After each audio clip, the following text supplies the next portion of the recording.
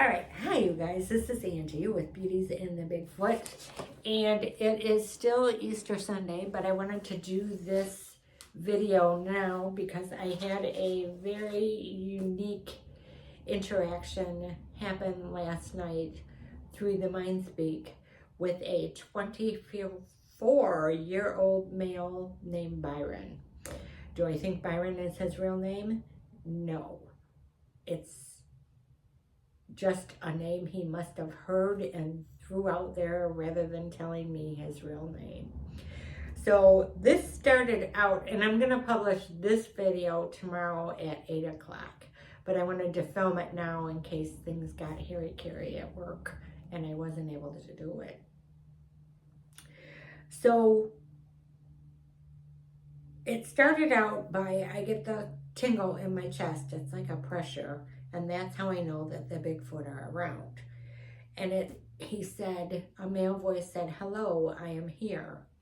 So I did my verification process to make sure who and what I was talking to, because they are interdimensional beings, and they do occasionally have what I call our hitchhikers, which are things that are not Bigfoot and don't necessarily have your best interest at heart. So I always verify that, so I did. And then I always verify that they're not going to harm me, because if they're going to harm me, then I'm not talking to them. I'm not even going to entertain them. They're just gone. I banish them. I just don't have time to play games like that. So,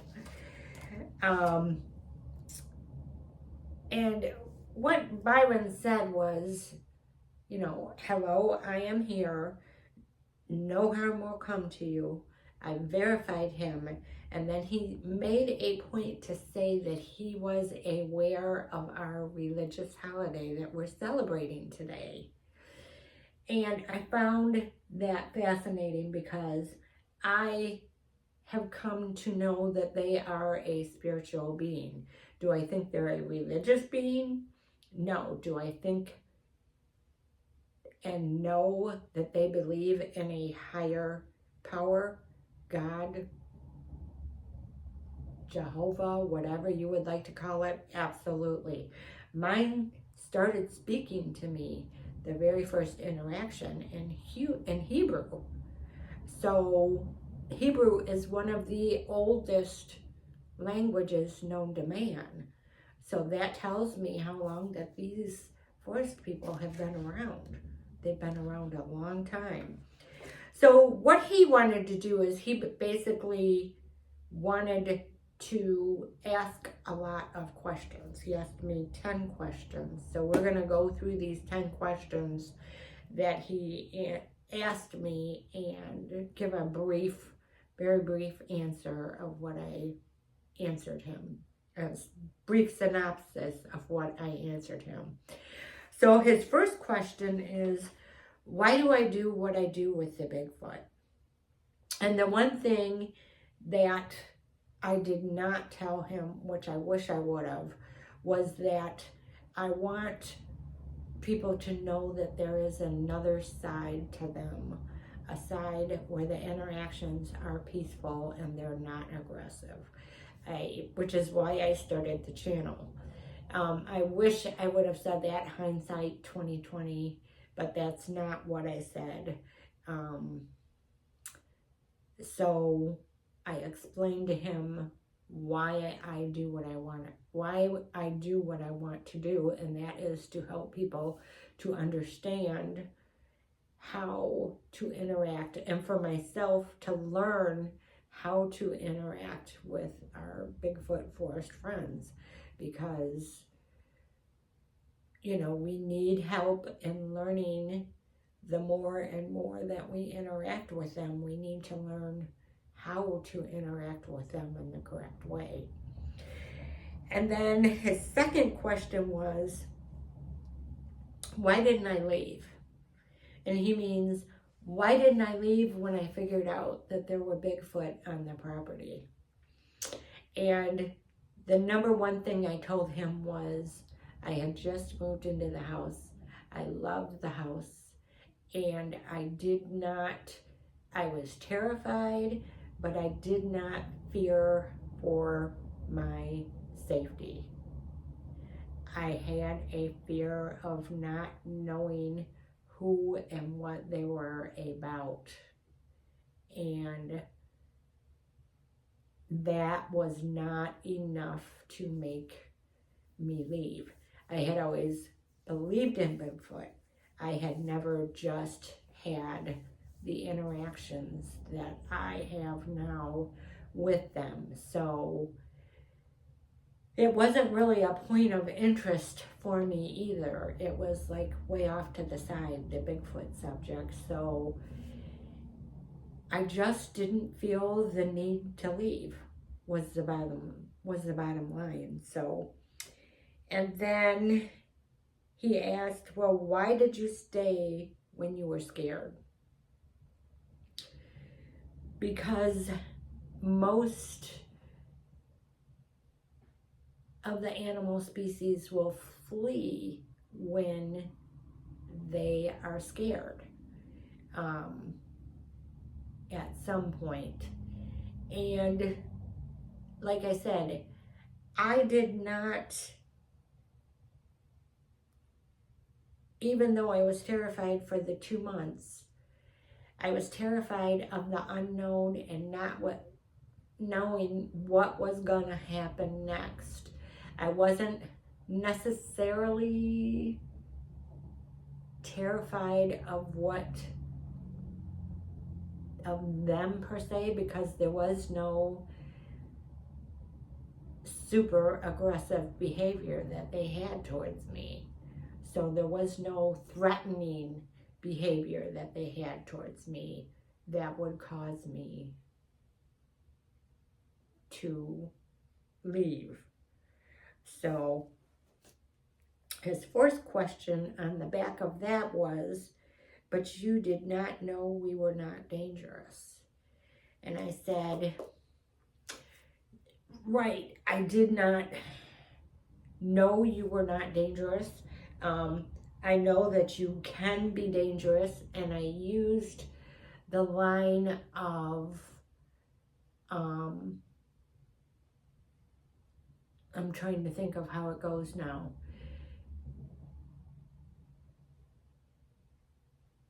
A peaceful person is capable of great violence. Or here it goes. A person who is capable of great violence and chooses not to be violent is a peaceful person. A person that is not capable of violence is harmless. So that's what I used in that scenario with him to explain why I was here when I did not know whether or not they were dangerous. I knew they were dangerous because of their size. I did not see any aggression towards myself. So I had in the back of my mind, just be careful in your interactions with them. Keep your eyes open and take it on a day-to-day basis. So that's what I did. And then his fifth question was, when the elder came and asked you to come outside, you did not flee. Why? So I had that interaction with that elder that came through, and he was an opportunist. I was outside when I had my first interaction with him, and I came in the house. He identified himself as an elder. He did not give me a name. When I came in the house, he said, come outside, I'm hungry. I said, no, you go outside and you forage in the woods. I'm not gonna feed you. And he said, come outside, I'm hungry. So then the red bells went off in my head, and I realized he was trying to get me to go outside so he could have a quick meal. Just too lazy to hunt, and had the great opportunity of getting me outside and having a quick meal. So I called Mindspeak Q A and got no answer, and the elder told me, he cannot hear you, I blocked him. So he blocked communication from me to Q A so that I could not call Q A in. So then I banished the elder, and that was that. He went away and he has never been back. So that was always something that made me wonder, okay, what would have happened in that situation? Would Q A have had to honor the elder, or would he have been able to save me because I am part of his human family? I hope I never, ever, ever have to find that scenario out. Not something I'm interested in doing. So then his 6th question was, why are you willing to talk to me? And I explained to him, again, it's about knowing about his people and wanting him to know that not all humans are aggressive and incapable of having any kind of interaction or relationship with his people. And the 7th question is, if you were to talk to our eldest, what would you say? And I would explain to him why I started this channel. I would thank him for talking to me, and I have a million questions in my head that I would ask him. I would try my best to explain to him why I do the things that I do, and how not everybody is like me. There are a lot like me, but not everybody is like me, just like not all of the Bigfoot are like the Bigfoot that I have interactions with. So then he said, what would I ask him first? And that was a tough question because, you know, when you hear that question, your mind goes to 1,000 questions that you would want to know. But the first question that I would ask him is, what are your origins? Where did your first people come from? That is my main question that I would want to know, and then I would go from there. I would want to know, where did you come from? And then I would, what exactly are you, and how have you evolved from your first eldest up until now? You know, what steps made that happen, and how did it happen, and on and on and on. So then the 9th question was,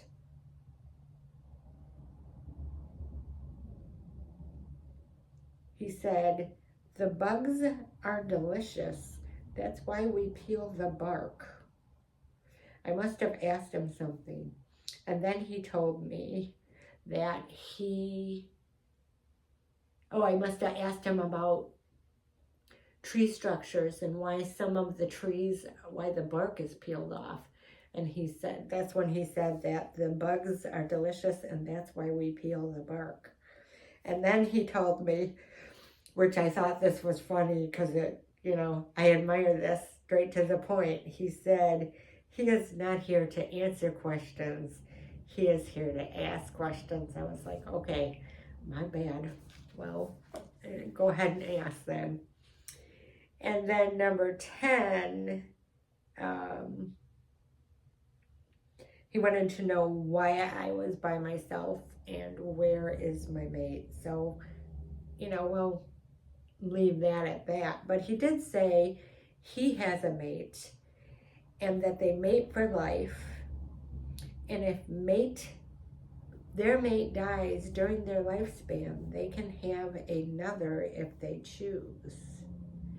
So I found that interesting, because a lot of these older Bigfoot are by themselves. There are 2 or 3 of them that I know of that myself and other people have interactions with, and it's a single male, and it's an older male.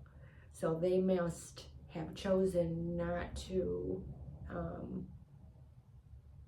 have a mate again, and they're just out there living their single life, and I found that interesting. So then he said, well, that is all for now, and I will come back at a later time. So I said, okay. So that was at 7:40 p.m. and I forgot to mark down what time it ended. But it was not a long, super long conversation. Excuse me. My coffee. It was not a super long conversation. So I think in one of the videos I had mentioned how their attention spans are a little bit shorter than ours. Probably because of the way that they live their lives, they have to be aware of everything, so their attention goes everywhere. So I thanked him, and there were 2 pictures that I put up today. So it was of a dark brown one, so I'm wondering if that is not Byron that was in the background when I was filming the gifts that I put out at the gifting site. So we'll see, and if I have any more interactions with him, I will let you guys know. But that was very interesting, and that's the second time that I've had one of our forest friends come up to me and ask me questions. The second one I was the first one I was outside back behind my garage, and I literally heard him walking physically up on me, and I had to tell him, whoa, because I was scared, I was shaking. It was a lot. In that conversation, they did not want released to the public, so I wrote everything down, which they let me, but I did not release that to the public. And that was another, like, wanting to know about us as humans, and if they want to know about us as humans, I'm glad to tell them anything they want to know, so that they understand us better, so that they can have better interactions with us in the future.